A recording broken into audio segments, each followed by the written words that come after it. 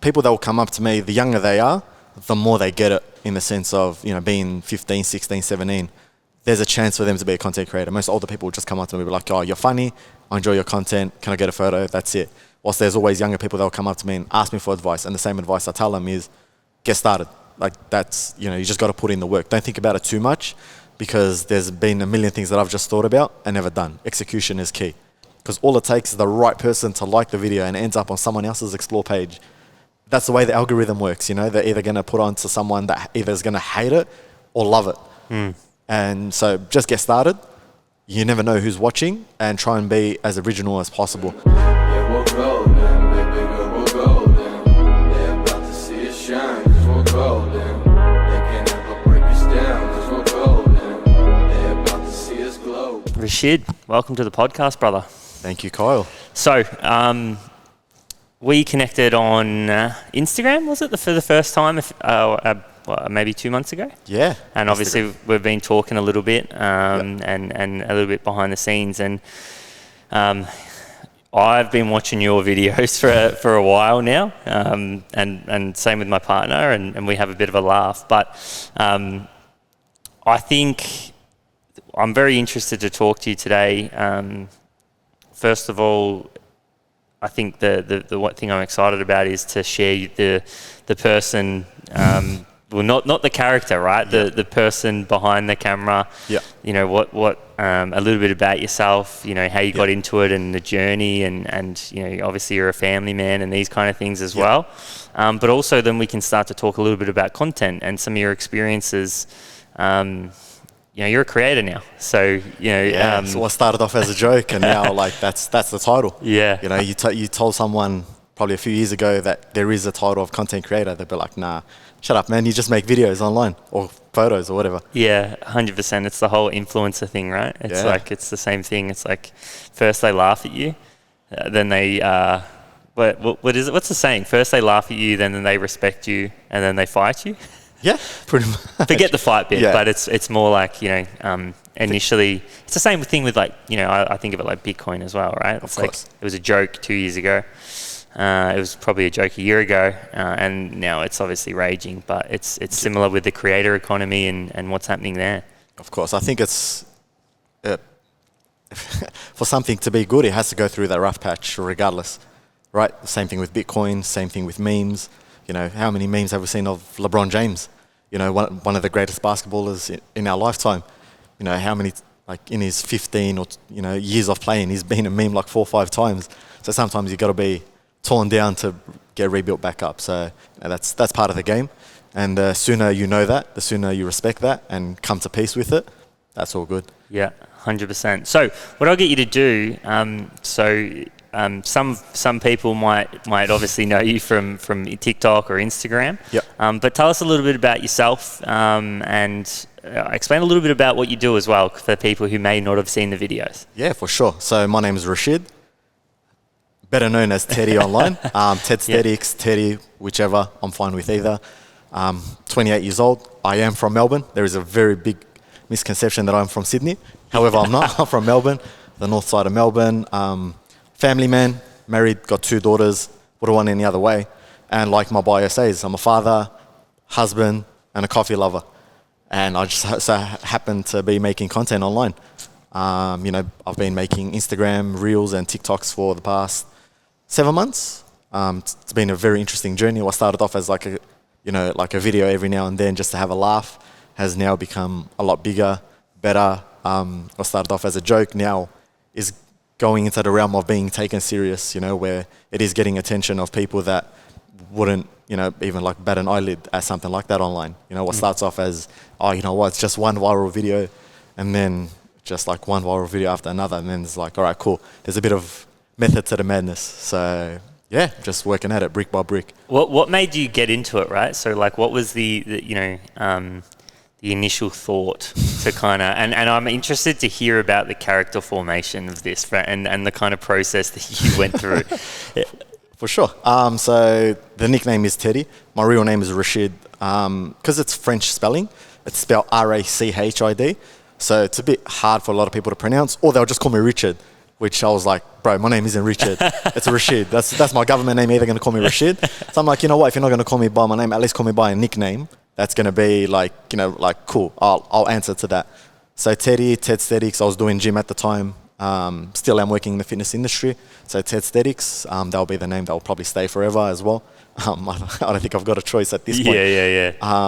So yeah, Teddy is the nickname. I started off with just a few videos online, just every now and then posting. It was on Instagram Reels. I was on an app called Clubhouse, and on Clubhouse, connect with a lot of people, go into different rooms. It's an audio-based app. And there was just a few people saying like Instagram Reels is the next big thing. So if you want to make content, jump on Instagram Reels because Instagram is going to take it serious. So I'm like, all right, cool. Made a few videos, got a few laughs, a few views, people sharing it around. Nothing too serious. And then one of my videos got ripped off my Instagram and put onto TikTok. Someone sent it to me, and I think they reached like 1 million views in 48 hours. Crazy. And I was like, oh my God, like I'm selling myself short just going on Instagram. So, obviously there's a demand, because my initial thoughts of TikTok was like, it's just kids dancing. No one's going to want to listen to someone opening up a camera and just talking to the camera for like 45 to 60 seconds. I was proved wrong. Ended up on TikTok as well. And the rest is history, man.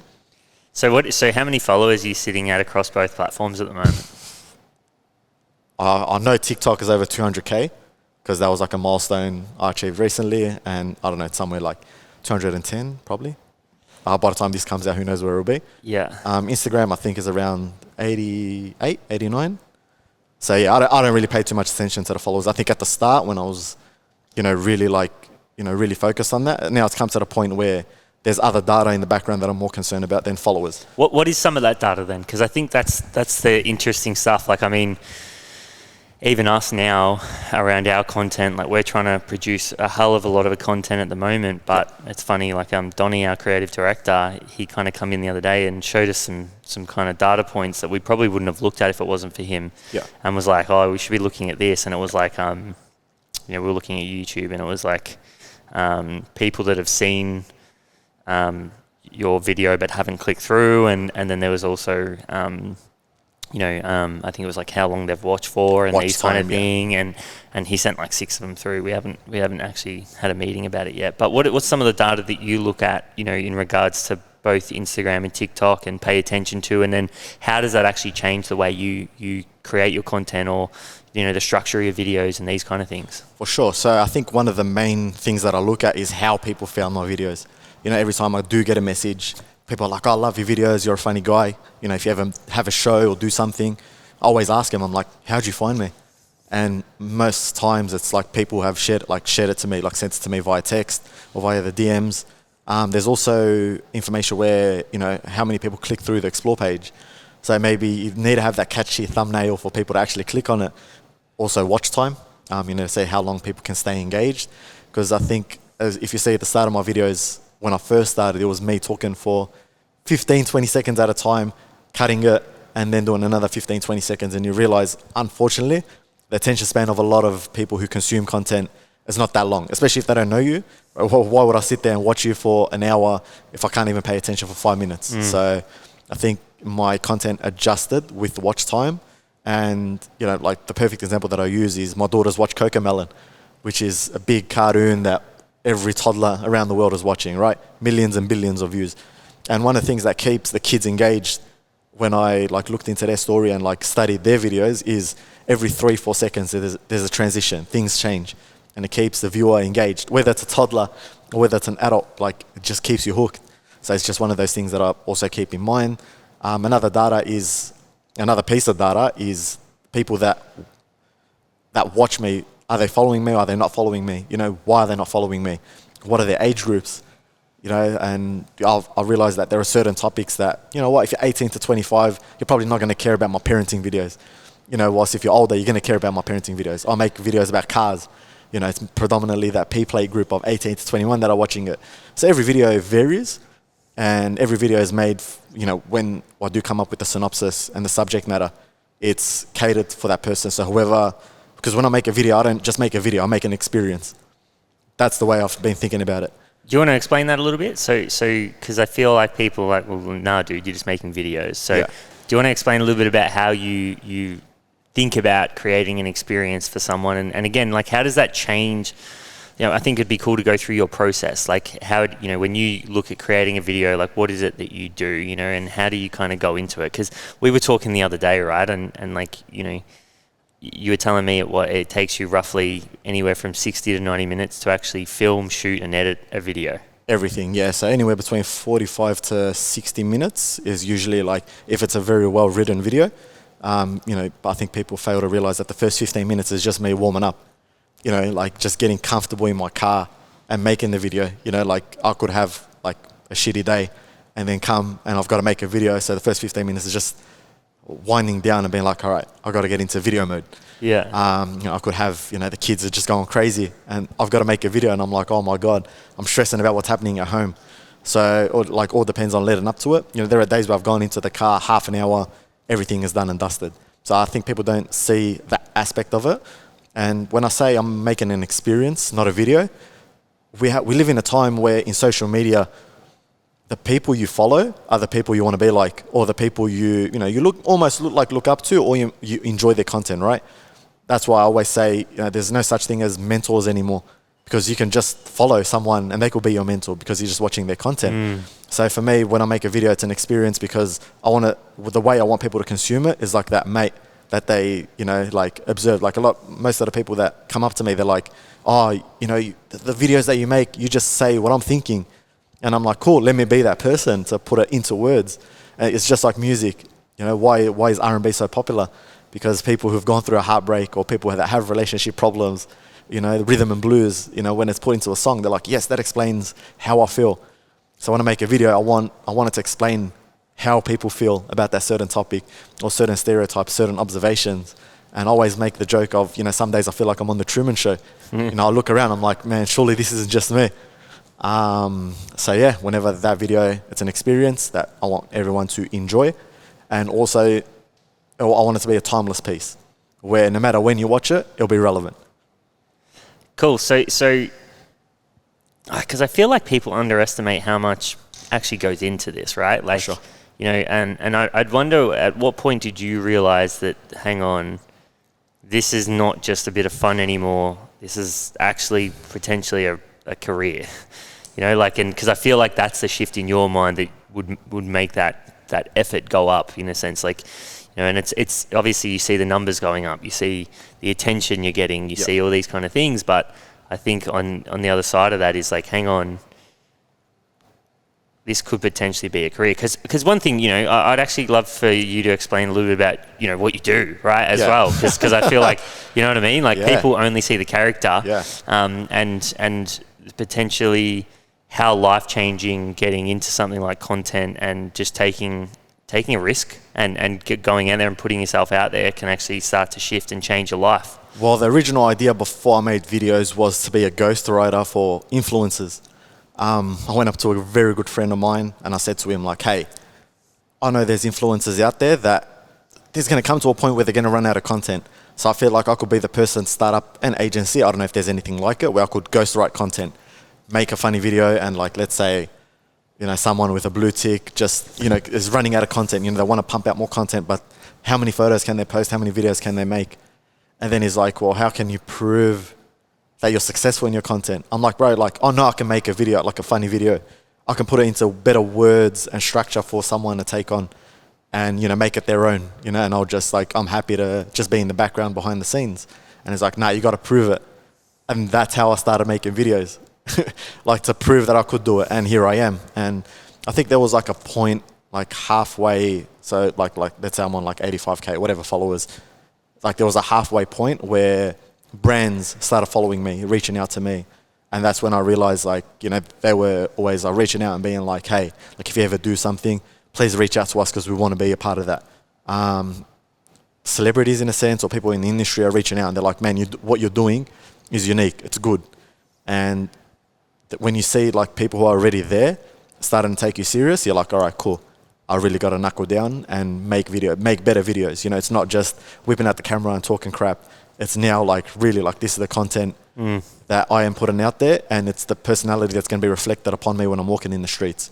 Someone comes up to me, they're not going to come up to me and know Rachid the father of 2 daughters, the manager of a gym, the guy who, you know, just wants to have a coffee and chill with mates. They're going to know me as Teddy. So every content that I put out there, it's energy. So whenever I do make content, it's something that's going to be reflected back onto me. I think it's a true, like, what's the right word here? I think, you know, it's the one thing I notice about content creators that are really good at it is they pay attention to the details, right? It's the small things that end up having the biggest impact. And I think that's one thing that you're talking about right now is that, you know, I feel like a lot of people would underestimate the fact that you are really piecing together these videos and you are writing content. You're not just getting in front of the camera and trying to, you know, just, you know, bust a video out. Yeah. You know what I mean? You're actually writing content. You know, you're paying attention to the things around you. You know, that's something you mentioned the other day as well. It's like, you know, how do you come up with ideas where you pay attention to the kind of little things that are going on around you? Of course. That are kind of ironic in a sense. Yeah. It's like I said, it's one of those things that I look around, I'm like, surely this isn't just me. So when I do release that video or make that video or write a synopsis, I'll make sure that it's like 100% like this surely isn't just me. So I think it, put it into existence, put it into a video, and surely most of the engagement that I do get is like, oh my God, that is so true. That's a fact. You know, like I'm in Queensland and I experience the same thing. I'm in Mildura and I experience the same thing. I'm in Shepparton, South Australia, Alice Springs, wherever they are, they're experiencing the same thing. What do you see What do you see that's working at the moment? Like if you were to give, like someone says, I'm going to go start content tomorrow. Yeah. Right. And I'm, you know, like I'm going to really have put myself in the deep end and start tomorrow. What kind of advice would you give them? I think I'd give the same, because people that will come up to me, the younger they are, the more they get it, in the sense of, you know, being 15, 16, 17, there's a chance for them to be a content creator. Most older people will just come up to me and be like, oh, you're funny, I enjoy your content, can I get a photo? That's it. Whilst there's always younger people that will come up to me and ask me for advice, and the same advice I tell them is, get started. Like that's, you know, you just got to put in the work. Don't think about it too much, because there's been a million things that I've just thought about and never done. Execution is key, because you really never know who's watching. You know, how to find you. You did an episode with Josh, you know, and you know, then let's say Josh was probably, you know, it's not like every other guest that you have, right? But it's put you into different positions. into different positions, and you really never know who you're reaching, right? My first brand deal was Chemist Warehouse, and you know, like I'm sure she'll probably watch this and like laugh because it's true. Who DM'd me from an account that was a brand new Instagram account, with like minimum followers, nothing, and I was like, oh, you know, Chemist Warehouse want to do a deal with you to make a video, and most times like I just disregard it. So you really never know who's watching, because all it takes is the right person to like the video and it ends up on someone else's explore page. That's the way the algorithm works, you know. They're either going to put on to someone that either is going to hate it or love it. And so just get started. You never know who's watching, and try and be as original as possible, because with my content, it's not about making the best content. I just don't want anyone to ever turn around and be like, oh, that's like that. Oh, that's like that. And the best analogy that I use, like, be like Nike. Whenever you walk into a sports store, you never look at Nike clothes and think, oh, that looks like Adidas. That looks like Puma. But you always look at Puma, Adidas, and other brands and be like, oh, that sort of looks like Nike. Yeah. So be like Nike. Always stay in your own lane, do your thing, and double down on all your strengths as well. Yeah, and so when you say double down on all your strengths, you identified what your strengths were, right? Like, and then kind of created content. Like, can you give some insight into that, right? Like, so what were your strengths, and how did you start to go, okay, this is potentially the content that I can start creating? Yeah. So most conversations that I do have with my mates are usually observational humor. You know, like stuff that we realize and stuff like that. So when I made videos, I'm like, cool, I got to do something that I actually enjoy making a video about. The type of conversation that is engaging and everything. You know, there are some people that are good for talking hours on end. Like, do a podcast. You know, what's to stop you from doing a podcast? Yes, I know every conversation doesn't have to be a podcast, but it's still a medium that, you know, if you make a podcast, you can make that 30-second clip that could go ridiculously viral. And then, you know, there are people who are good photographers, write sick captions. Bro, you know how much people pay for a copywriter to write sick captions? Sick story. If you're a storyteller, you know, write stories. You know, if you're good at videos, You know, like even like a selfie. If you're not good at that, look for the right person. You know, a content creator doesn't have to be just a one-man band. It could be a team of people, and all of you guys band together your strengths and make us, you know, the next Avengers or something. Yeah, so, you know, just get started. Yeah. And, you know, double down on your strengths. And, you know, you can walk a horse towards water, but you can't force it to drink. You know, I can tell you to get started, but if you don't, you're never going to know your strengths if you don't try.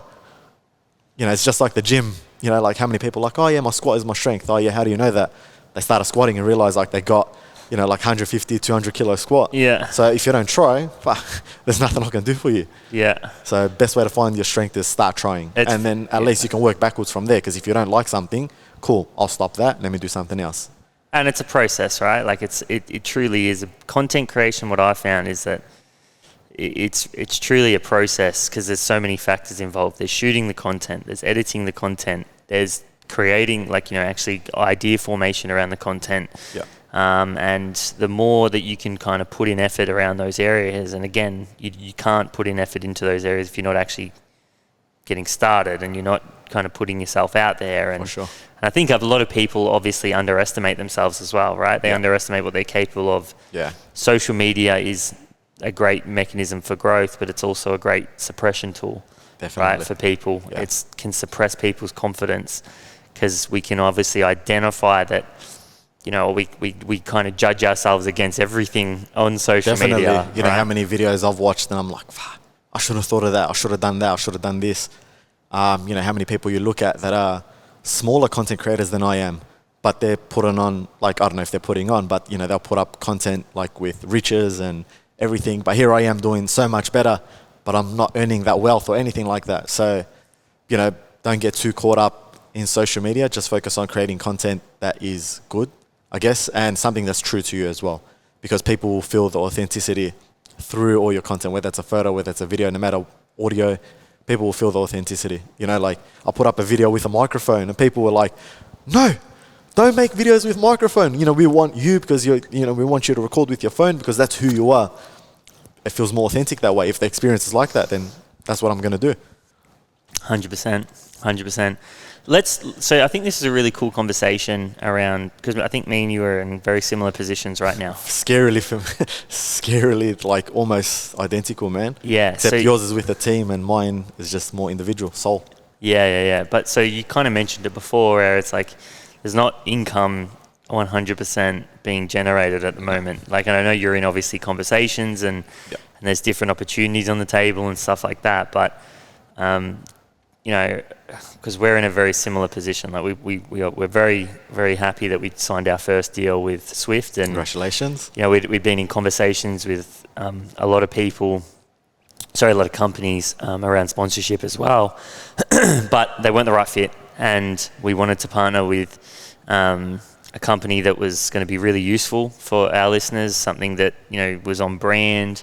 You know, we obviously have most of the people that listen to us are young and so on, but the whole idea around to knock back a lot of those kind of opportunities, even though that it's money coming in. Yeah. You know, and in your case, you're obviously investing a lot of time into what you do. Yeah. In my case, it's time and money at the moment. Right. But I think obviously being able to not suffice to the instant gratification that comes with maybe the wrong opportunity, and even persisting maybe when those opportunities aren't coming. What's your advice around that? And you know, because how long have you been creating videos for now? 7 months, going on to my 8th. 7 months, 8 months, right? Consistently, 2 to 3 a week, every single week, relentless. And it's funny because like some people are like, man, you make videos every day. I'm like, it just feels like that. But really, it's just 2-3 videos a week. And, you know, I'm on both the biggest video platforms at the moment. And especially with TikTok, it's always pushing my face. So people always feel like it's every day, but it's, 3 times a week, man. Yeah, you're definitely on my feed of every day on TikTok, I think. That's the reality, man. If you want to be seen, if you want to be a content creator, you just got to put the content out there. It's consistency, isn't it? It's consistency. And, you know, like, I don't say this in like a proud or like I'm trying to like be egotistical, but there is no content creator right now like that's that's doing similar to what I'm doing, that's putting out as much content as I am, or at least the quality of content and the thing. And, you know I'm going to go through a time where there will be no content, and that's okay. as well, because creative juices will flow and eventually will come back. And yeah, for as long as I'm in that creative zone at the moment, I'm pumping out videos. Yeah, 100%. What do you think like the opportunity is right then? So like, because obviously you're on the cusp Yeah. at the moment, like, and for content creators out there, like I think we're going through a bit of a shift in, you know, content's been a thing for a long time now, but I almost feel like we're going through a phase right now where the content can be the product, right? Whereas previously you created content to sell a product. Yeah. So, and kind of touching on that point of like the content becoming the product, and what we're seeing with the, you know, things such as NFTs, although we're not there yet, but, you know, we know that they're going to start to shift, you know, the way we look at kind of content and art and, you know, things that are created by the actual creator. What do you think the opportunity is? Like, what's been driving you to persist? Honestly, I know the game is a marathon, and I'm right now walking. You know, everyone's trying to sprint, everyone's trying to, you know, get there as quick as possible, but I know it's a marathon. I know it will come sooner or later, and I know when it's time to cash in, I'm more than happy to cash in. But right now isn't the time, because I'm just really enjoying the process of making videos. In terms of cashing in, there are brands out there, like, you know, if I really wanted to quit my job tomorrow, I could quit my job and take it on full time. Would I be comfortable taking on those brand deals? No, because it just doesn't feel right promoting that kind of product or that kind of, you know, like business or whatever. However, there is money out there. Not taking up those instant deals is hard, because most of the times I'm like, this could help so much, not just content, but also my family. And, you know, when I make a decision, I'm not just making a decision for myself. I've got 2 kids and a wife to consider as well. So, you know, like that, it has to go through that filter as well. And I know, like, right now, I feel like I'm in an IPO stage. And, you know, like when the IPO does come out, the IPO is going to be at an all-time high, like ridiculous. It'll be like buying you know, like something coming out and you buying it at $100 instead of buying it at $1. And I'm happy with that. You know, I'm happy to not make a cent for the next year, but knowing at the end of this year or the end of next year, whenever I do decide, people will be more than happy to support whatever I do. You know, whether, you know, I sell pebbles as an NFT, or whether I sell selfies as an NFT, because it will be, you know, utility. It's almost like a share to me. That's the way I say NFTs. You know, I know there is utilities and everything. Like, instead of dividends, there'll be utility where, you know, if I do decide to do a show, you know, you might have, you know, 48 hours access before everyone else to get your favorite ticket, to get that, you know, extra access and everything. So everything is slowly shifting to favor the creator. And I know that's coming. And that's why I'm in no rush to take up brand deals, because why take up brand deals when you can be the brand yourself? You know? Do you think, because like the next thing I want to talk about is Rachid the man, right? Yeah. And a little bit about, you know, things outside of content. Yeah. But a part of me looks at you and says you're an extremely grateful person, right? And you can.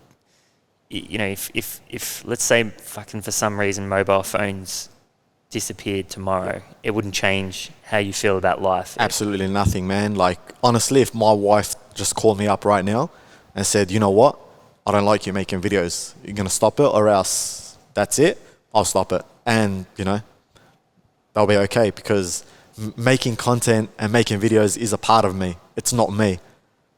It's just, you know, it's that one thing that I do. And as long as I keep those two separated, that's why I'll always be grateful for what I do. I'll never burn bridges, and I'll keep friendships forever. You know, I know if you were to stop, you know, making a podcast, I'll still be in touch with you regardless. And, you know, for me, I'm in it for the relationships. I'm in it for, you know, like helping people however I can and everything, because money comes and goes. At the end of the day, it's just a resource. But the memories and everything else, like relationships and networking, that's timeless, man. Because you really never know. Someone that you start with or someone that starts after you could surpass you overnight. So, you know, I'm always in it thinking for the long game. And, you know, for me, every decision that I make filters through my family first. Is it going to affect my family? Yes. No. Then my decision is made. Yeah. So I think a lot of people don't see that. A lot of people just say, oh, nah, man, you've got all this money on the table and you're saying no to it. And I'm like, I'm not saying no to it. And future me will thank me. Do you think that factors into the conversation we were having before around suppression of confidence and even just people like like let's say someone has been, is or has started and they're kind of into it, but can kind of trip over along the way. Yeah, of course. that kind of it's hard, man, because we're all from different places. We're all have had different experiences in life and so on, right? So, but I think a big part of achievement and patience is the ability to be grateful for what you already have, because a lot of people out there, and me and you, we're lucky. Very, very lucky extremely compared to some others out there. So I feel like that's genuinely something that can trap a lot of people. You know what I mean? And can make them stumble at the wrong times. In business, is that they need this to happen. Yeah, and a need for something can often make us emotional, and when we're emotional, we sometimes don't always make the best decisions. And so I feel like that's something that that's something I see in you, dramatically, especially from the initial conversations that we've had. But I think it's for me, that's a big key pillar that I think if you're going to go and chase something, you can be robbed of the joy of doing that actual thing, especially if you got into it because you actually really enjoyed doing it. Of course, I think, especially starting off, you do get offers and things will come up that you're like, oh man, this will be really, really good. This will be helpful and everything. And especially when you put up that first initial ad, dude, people closest to you will start telling you oh man, who do you think you are? You're already advertising. You're only on 5K followers. You're only on 10K followers. You're only on 15K. You're already advertising. You're already doing this. Oh, you're a sellout. You're a this. You're a that.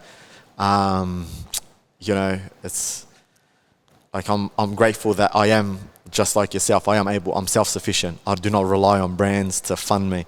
I could quit tomorrow if I really wanted to.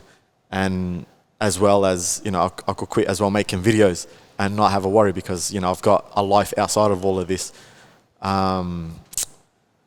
It's very easy to get caught up, and once it becomes work, the joy gets taken out completely. The amount of stress I go through making a collaboration video compared to making a normal video is two complete different things. And is it good enough? Is it worth the amount I'm asking for as well? Because if you're asking for a premium price, the last thing you want to do is send off a 5 out of 10 video. Or a 5 out of 10 piece of content. Yeah, I've been thinking about this a lot lately, and I honestly think it's just about knowing your worth. A big thing for us was when we were having conversations with potential sponsors and people that were coming on board and so on, and it's I think a lot of people don't understand how valuable they are, or they maybe that lack of confidence doesn't give them that self-worth. So then one thing that we said is well, we know what our worth is. So we're not, when you're coming on board with us, we're partnering with you. So we're all in with you and you're all in with us. Yep. It's not, we'll give you a bit of money here or there and this and that. And that's why for us, it was, we wanted to make a really big decision around that. It was okay, if we're going to partner with someone, we're looking at this as a 12-month deal. Yeah. Right. Not that it was a 12-month deal, but that's how we're looking at it. We're only going to partner with someone that we'd be happy to partner with for 12 months. Yeah. Right, but knowing your worth as well is you would understand this, and I'm sure you're having conversations at the moment around people undervaluing you, right, and or maybe we kind of were talking before, but misinterpreting who you are and what what you stand for and your values and so on. Yeah, a lot of people undersell themselves. I think influencers, I guess you can call them that, or people with I don't like to say followers, but an audience, I guess. Will undersell themselves. There are some that oversell themselves, and then on the contrary, there are businesses that nah, who do you think you are? I'll never pay you that. I've had companies that turn around and they're well-known companies and be nah, we pay. I'll just use this example. There was a company that wanted to partner with me. I told them my price. They turn around. They're oh, we pay NRL players that money. There's no way we're giving you that money. Well, they didn't say it in those words, but we pay NRL players that. We pay NRL players that money.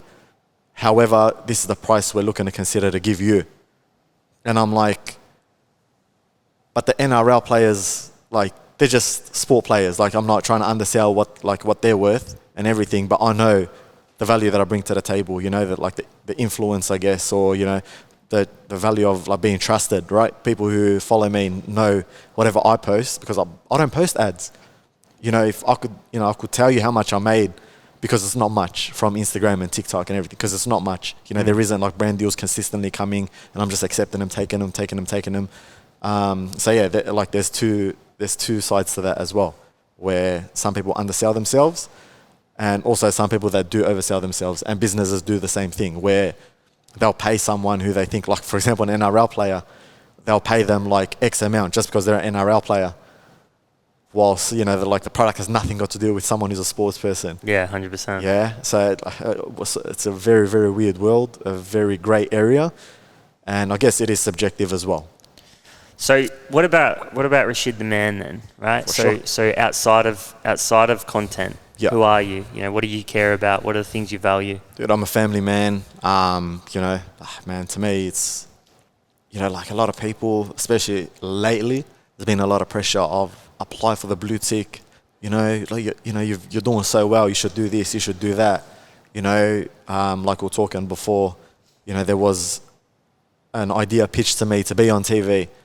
And I'm like, nah, man, like this isn't me. So I'm very big on family, values, principles, and also, you know, just really, you know, living a modest life. You know, I'm not out and about. I don't, you know, if I go to a place, I don't introduce myself as Teddy. When people like bring up my videos, like, yeah, it's good, like it's a respectable conversation.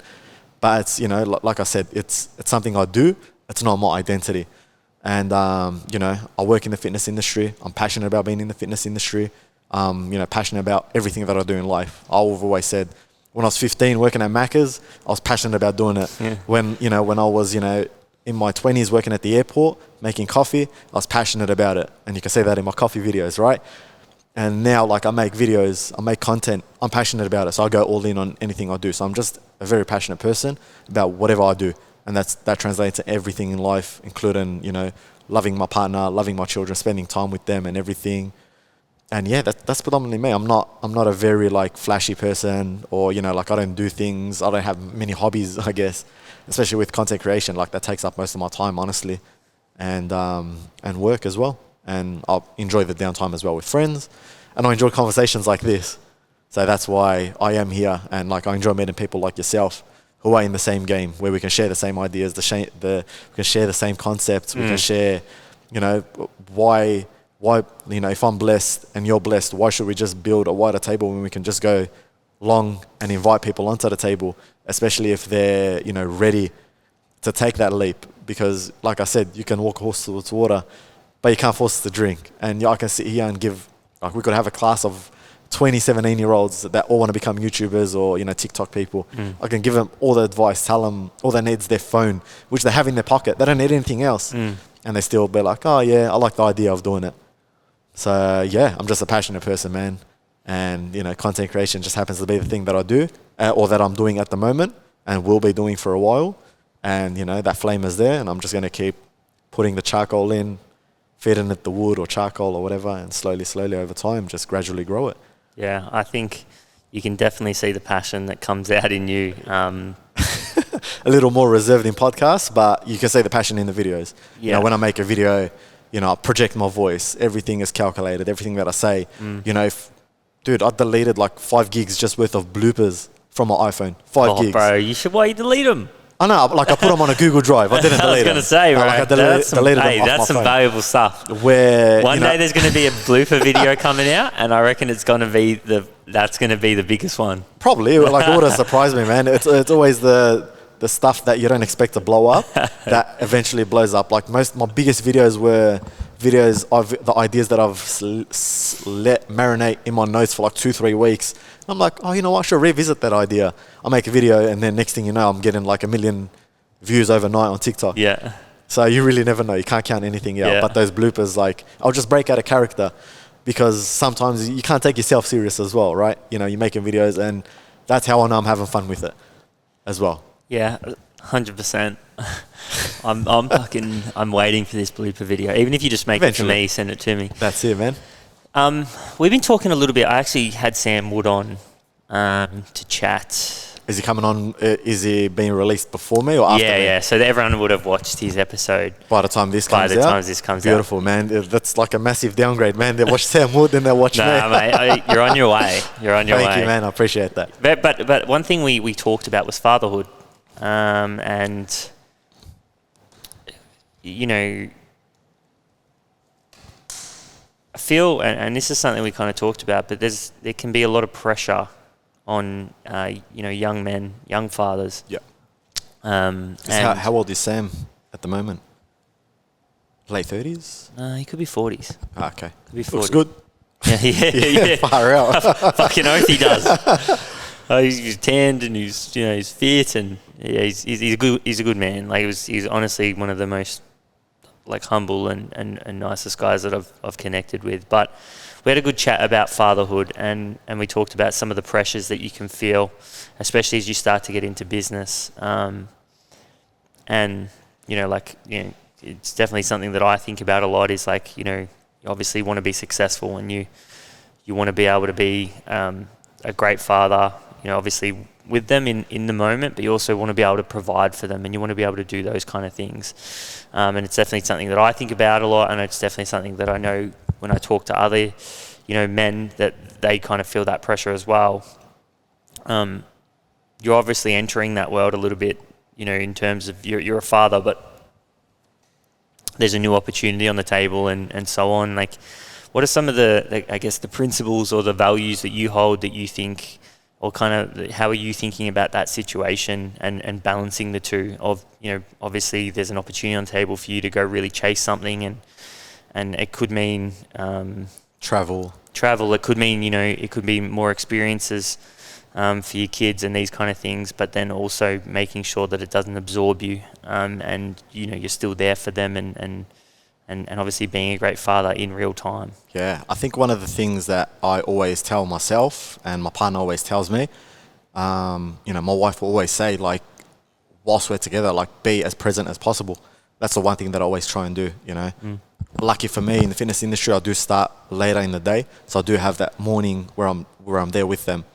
And the one thing that I've realized is kids won't remember how much money you've made, how many views you've got, how many followers you've got. They're going to realize the time you spent with them. Oh, Dad watched Bluey with me. Those are the moments they remember. Or, they'll pull out the remote and be like, oh, Teletubbies. That's the stuff that they remember. So anything that they want to do, I'll go above and beyond for them, and also my decision making is filtered through around them. So, if I do need to go Sydney, which I did have an opportunity to go Sydney recently, am I able to bring them along with me? If not, then I'm probably not interested because, you get me, you get the family me as well. You're not just getting like the 1 or 2 videos or, you're not getting everything. Like if my family isn't with me, I'm not going to be the most optimal performer because like I said, before I make a video, there's that 15 minutes where I got to cut out of like exactly what I'm, like what's happened 24 hours or the past 10 hours or past 8 hours at work or even the hour when I get home, have dinner with the family if there's just something crazy, whether my daughter's teething or something. So even if you do get me traveling, if it's not with my family, I'm probably not going to be the best performer. I'm not going to be the best Teddy. You're not going to get the best version of me. So I think that's one of the things that I'll always pay big attention to because if I'm a good father, I'm going to be a better creator. And, that synergy there is, the one thing, it's a superpower to me, man. To be a father and a content creator, one powers the other. And I'll never see it as like, I got to balance one or the other. For me, it's just, they go hand in hand. And I'm not a good content creator without my kids. And I'm not a good father without my content creation because sometimes I do need that time out where, I'm going off on a video and everything. And I also do need that time with my family where I'm like, cool, I can't wait to just sit down in my car and just make a video. And there's always that running joke like, oh, does this guy live in his car? And it's like, bro, like I'm a father, man. I can't get like 2 minutes of silence at home. There is absolutely no chance. So, balancing the two, yes, but they've got to coexist, man. And, this opportunity is there where it is coming. And I think that's why I'm playing a longer game because I need them to coexist or else I'm better off just working, man. Like, and just doing this whenever I can, whenever my family's settled, whenever, everyone's all good. Because, I can even point exactly which videos I look stressed or look tired because something was happening at home, you know, where my kids were sick, or, you know, I had an argument with my wife before I made that video. And there are times like I can like pinpoint exactly what happened on that day just looking back at my content.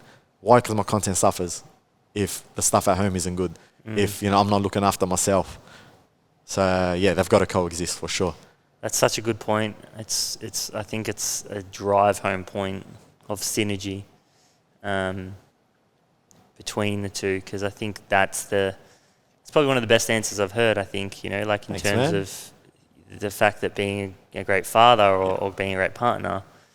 And I think that's something as humans we probably don't pay too much attention to, but it's like how our energy changes and how our energy reflects in our actions and our behaviors, and you know, why it is important to have those two things coexist and to put the best into both of those worlds. For sure. Or even, you know, bring them together, you know, as much as you can. Yeah, of course, man. If I'm going on a ride, I'd want to bring my kids with me. Like I say to people, if I quit my job, no, it's on my terms. And, you know, like most influencers or like people that I know, you know, they're just making enough to live. Like they're not, you know, billionaires, gazillionaires or whatever. They don't, you know, like with me, if it's not with my family or, you know, including them, I don't want it. And maybe that's why I'm playing a long game. You know, like after having this conversation, that's probably the reason why I'm playing a long game. Because whatever that's out there, whatever brand and everything, doesn't include my family. I'm not interested. And that's okay with me. I'm happy to pass on everything. You know, I'm happy to pass go and not collect $200. I just think it's a great point. Yeah. So I really love that. All right, so we're going to finish the conversation now with Quickfire. For sure. Okay, so Quickfire, you've listened. You know what it's all about. Quickfire is obviously, as much as we don't necessarily want short answers. You just answer how you want to answer, but the questions from us are kind of deeper questions. Yeah. One that I always ask everyone, which I love the answer to, I love hearing different answers to, but one piece of advice for your younger self. One piece of advice for my younger self. I think everything that's happening around you does not define your future is 100% something that I tell myself when I was younger. You know, you realize that the friendships that you have when you're younger is out of convenience. The people around you is most likely out of convenience. You know, you go to the same school, you happen to work at the same McDonald's, you happen to work at the same shop, and, you know, most of those friendships are complete out of convenience, and they don't define you. You know, their opinion of you don't define you, who you really are, because you're always going to be a work. You know, like you're going to be like slowly progressing through life, and that's not the final version of you. So, you know, don't be too hard on yourself, and realize that those around you are just, you know, for that moment. You know, as you grow older, you're going to realize that you'll meet different people. You'll meet people that you'll look up to. You'll meet other people that will give you a very good example of who you shouldn't be as well. So, you know, it's not just good. Like people are always like, oh, you know, only hang around people that are successful because you want to be a success, and, you know, this and that. But, you know, sometimes it's good to have bad experiences to make you realize that, hey, that isn't me. And I don't want to be that person, you know? Like, I look back at some of my days where I used to go out clubbing, and I'm like, man, how did I hang around with these people? But at least it's given me that example of, fuck, this isn't the person that I want to be. 100%. No chance, man. For the rest of my life, no chance. 100%. One piece of advice for young content creators out there. Execute. Honestly, I cannot stress it enough that, like, most of the time when I meet someone, it's just, what can I, like, I want to make content like you. What can I do? You know, you don't need the best camera. You don't need the best microphone. You don't need, you know, the best lighting. You don't need everything. If your content is valuable, if your content is good, if it represents what you stand for or what your brand stands for, it will eventually get there. You know, I think I heard this on one of your previous episodes where the first concept or the first idea isn't necessarily going to be the final product. It will grow. It will get better. It will get refined. You know, my first video and the video I made like 2 days ago is two completely different things. Like my first video was me shaking with a camera, you know, like I've got Parkinson's in the car and like stuttering every single word and with the worst editing. Fast forward to 150 videos later, you know, you put in your reps, your sets, you know, you become familiar with the data, you know, people's feedback, because people's feedback is data as well. You know, if people aren't commenting, then maybe you're not, getting enough reaction. Maybe your words aren't powerful enough. Maybe that photo or piece of content isn't powerful enough. And with that feedback, you adjust as you go along as well. So definitely execution. Don't think about it too much. Don't do too much research. Just get started, and then you can refine as you go along. Very good. What does fatherhood mean to you? Fatherhood to me is spending time being the best partner and being the best father at all times, whenever I can be. No one is perfect, no one is everything. I'm spending adequate time with all three, so both my daughters and my partner. I think everyone thinks of fatherhood as just, I just got to look after the kids. If, they want, the new PlayStation, if they want this and that, like I'll just pay for it. It is partially that, but it's also spending that quality time, because you can always make money, man. I've seen people turn their life around at 50, 55 years old. I'm 28. The only thing we're losing is time.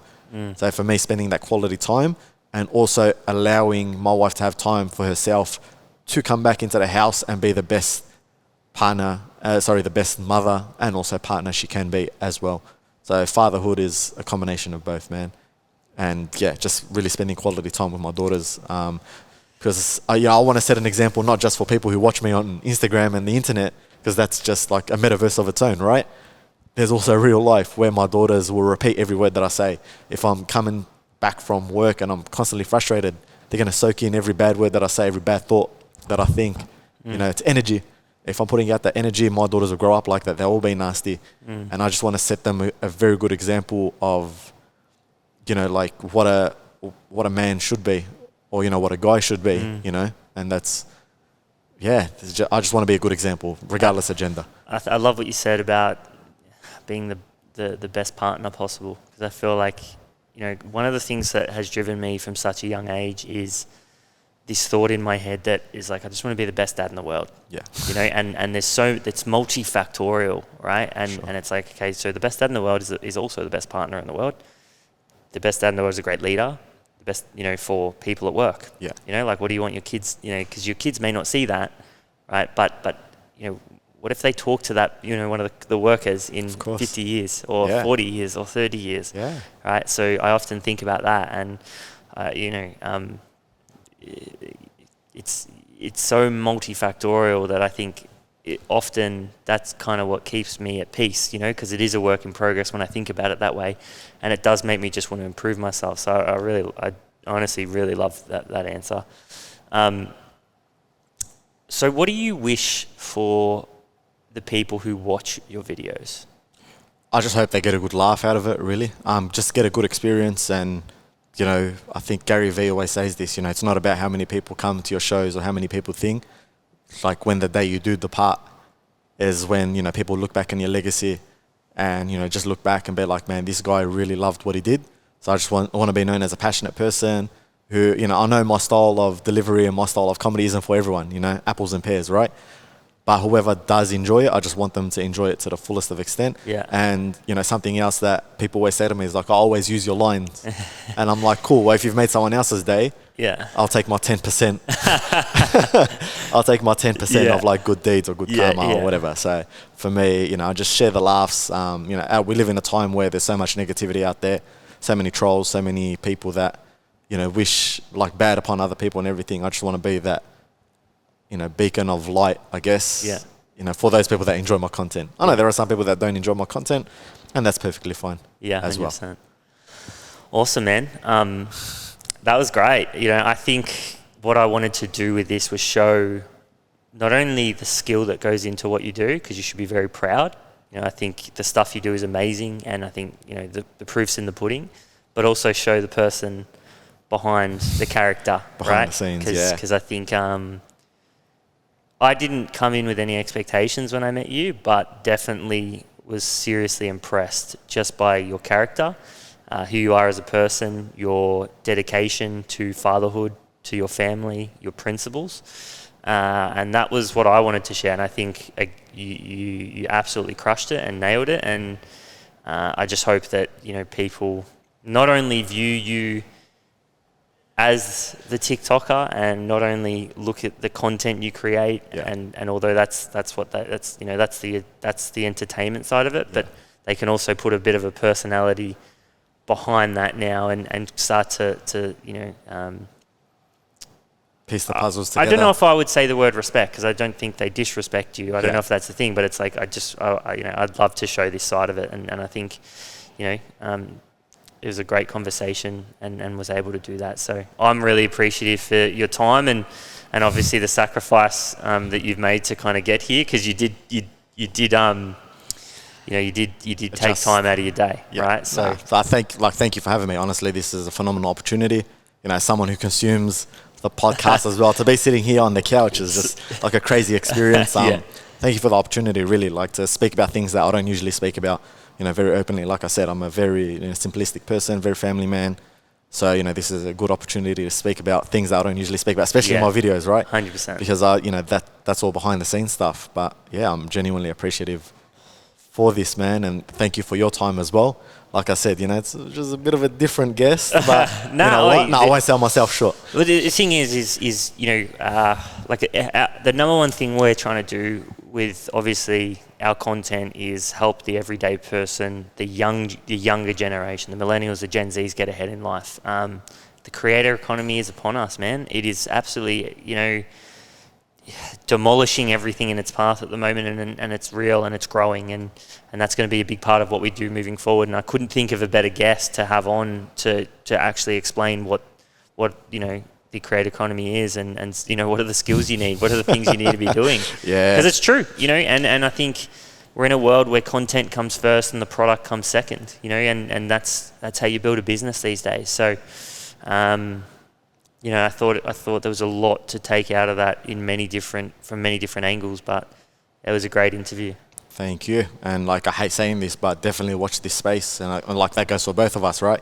We jokingly said it last time, this is going to be a big year for, most of the people around us, and especially for you guys, myself. So this will be interesting to look back, 10, 12 months from now and just be like, oh, wow, they really spoken into existence. So thank 100%. You again. Before we go, for the odd person who might not have seen your videos or might not be following you, where can they find you? Cool. You can find me on Instagram or TikTok, Tedthetics. So TEDSTH. Tedthetics. So we can rub it there if you want. That's all good. So you can find me on TikTok, Instagram. Yeah, those are predominantly the two main places. So Tedthetics. Or you can even just search up Teddy, and I'm pretty sure you'll see a cartoon image of my head, which is a significant head only a mother can love. So I'm sure it'll be on your TikTok feed somewhere. Big thanks to you, brother, for coming on. Mardo, thanks for putting this all together and making it happen. The team at In-House, we work very closely with them on the podcast, and to be honest, they're some of the best in the business. I wouldn't work with anyone else.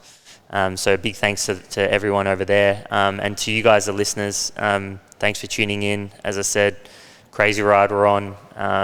Super appreciative for you listening. We've got some fucking really cool stuff happening. A lot, but it's cool. We're trying to bring as much life-changing content to you guys as we can. So thanks for tuning in. Thanks for subscribing. Thanks for all the comments. Thanks for everything you do. It's only because of you that this is possible. We'll see you next week.